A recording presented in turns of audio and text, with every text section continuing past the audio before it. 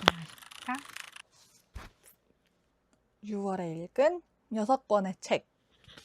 첫 번째로 읽은 책은 파우스트 2입니다. 5월에 1권은 다 읽었고요. 5월에 1권 다 읽었는데 파우스트를 솔직히 살면서 읽어보고 싶다는 생각도 없었고 읽어야지라는 생각도 없이 살아왔는데 최근에 제가 괴테는 모든 것을 말했다 라는 책을 읽었는데요. 거기에 파우스트 얘기가 엄청 많이 나오는 거예요. 파우스트 언급이 많아서 읽어봐야겠다 라고 생각을 하던 찰나에 도서관에 가서 빌려서 읽었습니다. 근데 제가 이거를 어디 가서 저 파우스트 읽었어요 라고 말을 할 수가 없는 게 너무 어려운 거예요. 내용 자체가. 내가 진짜 이 책을 한 번 가지고 이 사람이 괴테라는 사람이 몇십 년 동안 그냥 몇 년 동안을 집필해 온 거를 내가 한 번 읽었다고 해서 이 책을 완벽하게 이해했을 거라고도 생각을 안 하고 이해할 수 있어라고 그런 자신감도 절대 없지만은 그래도 이건 너무하지 않나 싶을 정도로 너무 어렵고 하나도 이해를 못한 제 자신이 너무 웃긴 거예요. 그래서 어디 가서 파우스트를 읽었다고 말 한마디도 안 하고 있습니다. 솔직히 1권은 파우스트랑 메피스토펠레스 그 악마 2명이서밖에 안 나오거든요. 그러니까 그 어떤 여자 한 명 나오긴 하는데 그레트헨인가? 어쨌든 등장인물이 그렇게 많은 편이 아니잖아요. 그래서 희극 치고는 좀 어렵긴 해도 내가 연극을 보고 있다라고 상상을 하면서 읽으니까 그러니까 등장인물들도 별로 없어서 되게 재밌게 읽었거든요. 그래서 좀 1권은 우리가 흔히 아는 그 파우스트, 악마와 막 거래하고 계약을 하는 그런 내용이 주를 이루다 보니까 둘의 그런 좀 티키타카라고 해야 되나? 그런 게 막 둘이 막 탁탁탁탁탁 하면서 막 유혹을 하고 그 유혹에 막 하고 그런 게 되게 재밌었단 말이죠. 근데 이거는 읽었는데 이거는 그 책의 그 세계관 자체를 이해를 못 하겠는 거예요, 제가. 갑자기 막 그리스 로마 신화에 나오는 헬레나인가 갑자기 걔네들이 막 나오고 막 난리 부르스여서 중간에 막 GPT도 막 찾아보고 AI의 도움을 좀 빌렸지만은 AI의 도움은 정말 컸지만 나의 머리가 따라가지 못했다. 그래서 다 읽고 유튜브로 괴테 파우스트 해설 이런 거 찾아봤는데 진짜 3-4개 막 여러 가지 막 많이 봤었거든요. 엄청 많아서. 근데 그 중에서 나의 이 모자란 머리를 이해해 줄 수 있는 건 아무것도 없었다. 그래서 결론은 읽은 게 읽은 것 같지가 않다. 근데 제가 중간에 일단 너무 힘들어서 이렇게 찾아봤거든요. 그러니까 번역을 한 거잖아요. 우리나라 책이 아니잖아요. 그래서 번역을 한 거다 보니까 출판사별로 번역가마다 좀 쉬운 책이 있고 어려운 책이 있고 하다고 하더라고요. 아무래도 책 자체가 고전이기도 하다 보니까 이 고전의 책을 현대어로 좀 쉽게 바꿨냐, 번역을 했냐, 아니면은 고전 그대로 그 맛을 느껴라 하는 책이 있냐. 근데 제가 민음사 책을 읽었는데 민음사가 어렵다고 하더라고요.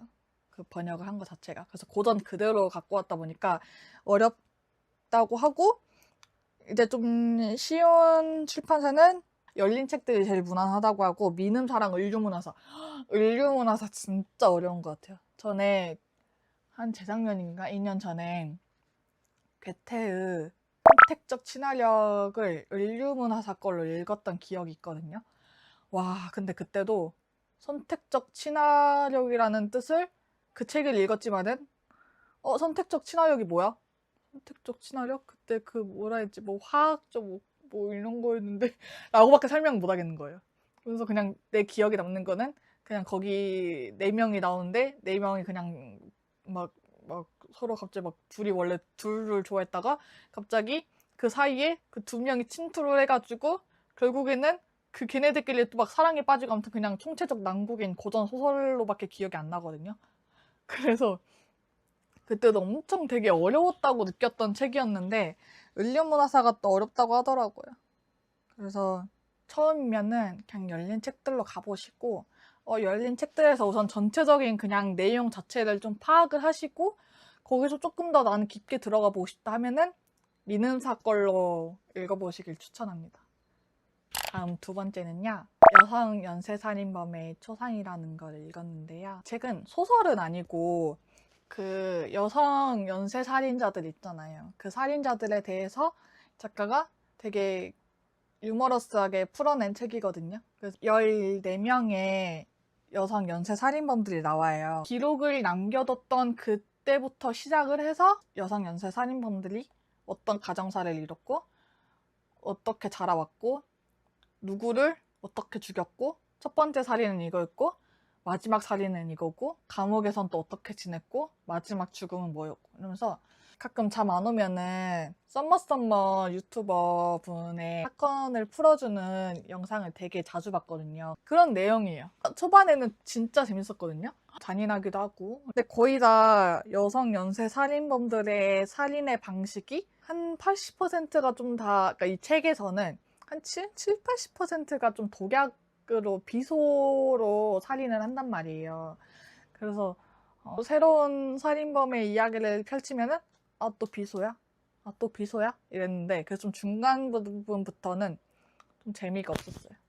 재미가 없어서 살짝 지루해질 찰나에 또 새로운 또 여성 연쇄 살인범들의 또 이야기가 또 펼쳐지고 하는데 계속 막 냉철하다가 마지막에 전기의자 앞에서는 그 냉철함을 잃은 살인범부터 옆집에 사는 친근한 할머니의 모습을 한 살인범, 잭 더 리퍼와 비교된 살인범 등을 통해 인간의 본성에 대해 좀 더 생각을 하게 되는 책이었고요.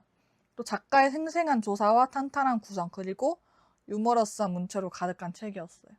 어찌 보면은 좀 살인이 막 가벼운 주제도 아니고 웃으면서 넘길 수 있는 주제는 아니잖아요. 근데 작가가 되게 유머러스한 문체로 읽으면서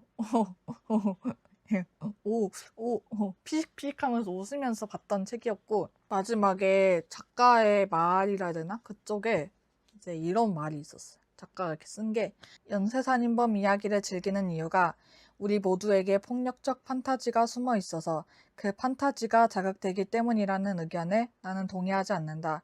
그저 이야기를 한없이 사랑하기 때문이라고 생각한다. 하지만 그럼에도 불구하고 나는 이 책을 쓰는 동안 도덕적 책임감에 계속 시달렸다. 나는 살인을 사소하거나 즐거운 어떤 것으로 만들고 싶은 생각이 추호도 없다. 여성 연쇄살인범들을 무슨 페미니스트의 대표로 포장하고 싶은 생각도 없다. 연쇄살인범들을 미화하는 기나긴 전통에 뛰어들고 싶은 생각도 없다. 다만 나는 이야기가 주는 치유와 깨달음의 힘을 믿으며 악행을 들추어보며 그것을 이해하려고 노력하고 우리 모두의 책임은 없는지 따져보는 것에서 얻을 것이 있다고 생각한다.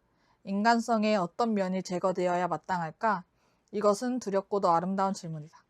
그래서 좀 독으로 살인을 한다는 것 자체가 뭐 이렇게 칼로 찌르거나 그러는 것보다 되게 쉬울 거라고 생각했거든요, 저는. 이 책을 읽기 전까지는. 그냥 뭐 이렇게 해버리면은 내가 완전 큰 힘을 저지르지 않다고 해도 그냥 상대방이 그 독이 든 음식을 먹음으로써 살인이 되는 거잖아요. 그 사람을 죽일 수 있는 거잖아요. 근데 이 책을 보니까 한 번에 죽으면은 사람들이 다 의심하고 경찰이 의심하고 바로 잡혀갈 수 있는 거잖아요. 그래서 이 여성 연쇄살인범들은 엄청나게 많은 인내심이 필요한 거예요. 이만한 음식에 진짜 요만한 비소를 타고 그거를 매 끼마다 조금씩 그 비소에 중독될 수 있게 그러면서 이번엔 죽으려나 하는 생각에 조금씩 타요. 조금 더 탈까 해도 안 돼. 경찰에 잡혀갈 수 있잖아. 안 돼. 이러면서 조금씩 타는데 탈 때마다 먹어요. 그 상대가. 근데 죽지 않아. 그러면 또 다음 날을 기다려야 되고. 근데 만약에 그 상대가 딱 먹었는데 그날 딱 이렇게 죽었어. 그러면은 그냥 팍 죽는 게 아니라 시들 또 알아가는 거. 시들 비수에 중독돼서 설사를 하고 토하고 그런 거 자체가 또 치워야 되고, 사람들한테 의심을 받지 않으려면은 그 사람을 또 챙기는 척 하면서 치워야 되고, 또 끙끙 앓는 거를 걱정하는 거를 또 사람들에게 또 보여줘야 되고, 그런 거를 보면서 뭐든지 그냥 살인을 한다는 것 자체가 세상에 쉬운 게 없구나. 그냥 살인하지 마세요, 여러분. 죽이지 마세요. 세 번째는 백은별 작가의 나의 사탄이라는 책을 읽었는데요. 위픽 시리즈로 나온 건데 한 30분도 안 돼서 읽을 수 있는 되게 얇은 분량의 책이잖아요. 그래서 저도 한 20분 만에 읽었던 것 같은데, 이 작품으로 이 작가의 작품 세계를 처음 접하게 되었는데요. 내용 자체는 동성애를 다룬 내용이에요. 고등학생의 동성애를 다룬 내용인데, 작가가 10대잖아요. 10대 아직 미성년자의 10대 순수하고 풋풋한 이 동성애와 우정의 그 중간의 이 느낌이라고 해야 되나? 그래서 그런 말이 있잖아요. 고도로 발달된 우정은 사랑과 구별 못한다는 말이 있잖아요. 특히 이 10대 때 더 잘 느끼는 것 같아요. 이 상대에 대한 호기심, 이성에 대한 호기심, 아니면 뭐 친구로 지내는 거에 대한 인간관계, 어쨌든 친구도 인간관계잖아요. 점점 넓혀 나가는 그 인간관계 속에서 이 사람을 좋아하는 걸 사랑이라고 느끼는지 우정으로서 좋아하는지, 이렇게 혼란스러워하는 걸 10대 때 더 자주 느끼는 것 같더라고요. 일본 자전적 소설 막 이것저것 읽었을 때 보면은 좀 10대 때 다들 그렇게 느끼더라고요. 동성애적인 그런 감정을.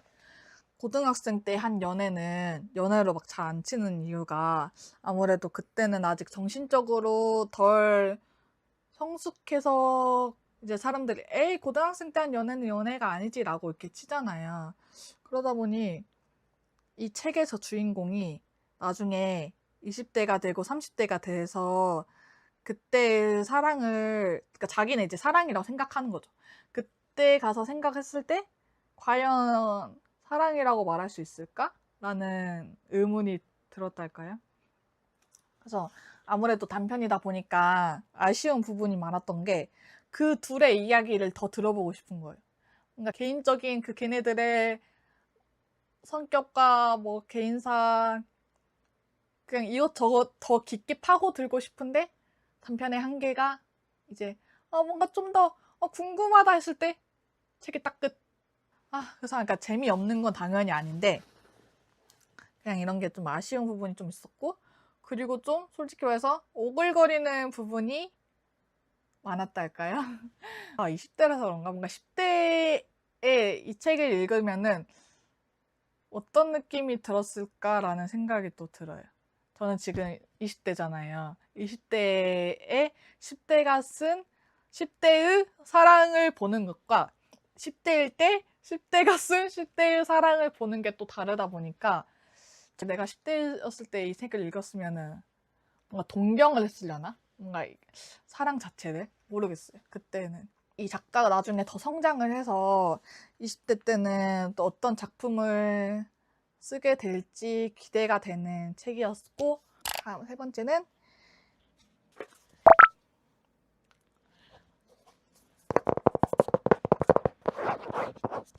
에세이더라고요. 근데 저는 솔직히 에세이를 별로 안 좋아하거든요. 뭔가 자기 얘기 주구리 절절히 이렇게 떠드는 걸 별로 안 좋아하는데, 한 번밖에 안 읽었거든요. 근데 이 한 번만으로 이 작가의 세계를 이해할 수는 없다. 앞서 말했듯이 정말 없다.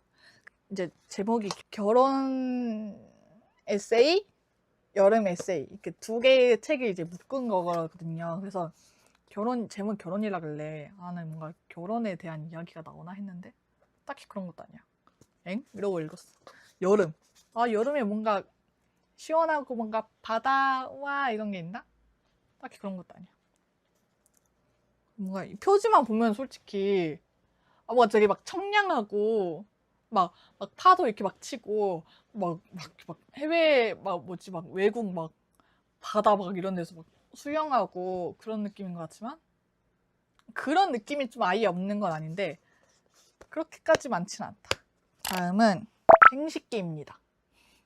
제목 자체가 좀 웃기긴 한데 다스야 쇼세이 32살 독신 회사원의 생식기가 주인공이라 해야 되나? 그러니까 주체인 거죠. 그래서 그 생식기의 관점에서 인간들은 왜 그럴까라는 본질적인 문제를 생각하게 되는 책이거든요. 그래서 근데 당연히 인간은 몰라요. 당연히 내 생식기가 이런 생각을 갖고 있고 이렇게 말을 하고 있고 당연히 몰라요. 근데 이 생식기가 엄청 유머러스한 거예요. 좀 뭐라 해야 되지? 막 읽으면은 이 인간 쇼세이 또 생각 멈췄습니다. 인간 쇼세이 막 이러면서 막 좀 저한테 말 거는 느낌도 나고 잠깐 쇼세이가 또 이런 생각을 했습니다. 잠시만요. 이러면서 막 뭐 이렇게 또 하다가 쇼세이 당황합니다. 쇼세이 막 이러면서 좀 뭐라 해야 돼? 올림픽 중계하는 느낌이랄까? 그래서 되게 재밌어요. 진짜 재밌고. 아니, 너무 웃기고, 진짜 너무 웃기다. 그래서 심지어 또 그 쇼세이가 성소수자인 거예요. 그래서 그거에 대해서 또 생식기가 얘기를 하는데 생식기는 뭐 좋다, 나쁘다, 이상하다, 아니다 이런 거 자체를 모르잖아요. 비교는 해요. 왜냐면은 이 생식기가 이 쇼세이 몸에서의 생식기로 사는 게 처음이 아니라 무슨 되게 엄청 어려운 이름의 곤충에서도 살아보고 다른 인종의 여자의 생식기로도 살아본단 말이에요. 그래서 인간과 곤충에서 비교를 하고 또 인간 중에서도 남자와 여자, 인종과 인종, 뭐 종교가 있냐 없냐 이런 걸 그렇게 비교를 하면서 얘기를 하거든요. 얘네는 너무 웃겨요. 그 생식기 자체가. 그냥 생식기가 너무 웃기고 어찌 보면 굉장히 무거울 주제들이 되게 많아요. 인종, 뭐 종교, 뭐 성소수자 그런 좀 무거울 주제들을 생식기라는 것을 빌려서 되게 가볍게 풀어냈달까요? 그래서 너무 웃겨요. 진짜 웃기고 그냥 생식기 진짜 웃겨요. 생식기 진짜 웃기고 무슨 이 주인공의 삶을 사는 거에 대해서 올림픽 중계 보는 것처럼 해설자분들이 막 뭐 이거 했습니다. 저거 했습니다. 어쨌습니다. 저쨌습니다. 오, 기술 들어갑니다. 이렇게 하잖아요. 그러니까 뭐 당연히 이제 글로 읽는 거다 보니까 소리는 안 들리지만은 좀 그런 느낌이랄까나요? 그래서 이제 한 번은 쇼세이가 몇 변기에 앉아서 그냥 가만히 이렇게 이런 자세에서 이제 앉아 있었던 적이 있었어요.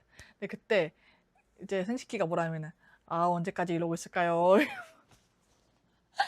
그러니까 뭐 말투는 이렇게 안 했을 수도 있어요. 그냥 혼자 제 상상. 근데 뭐 다른 사람들은 언제까지 이렇게 있을까요? 라고 생각할 수 있고 어떻게 생각하느냐에 또 따라 다르겠지만은 제 상상으로는 되게 올림픽 중계를 보는 듯한 느낌이었다. 그래서 너무 재밌었고요. 마지막은 보이저입니다.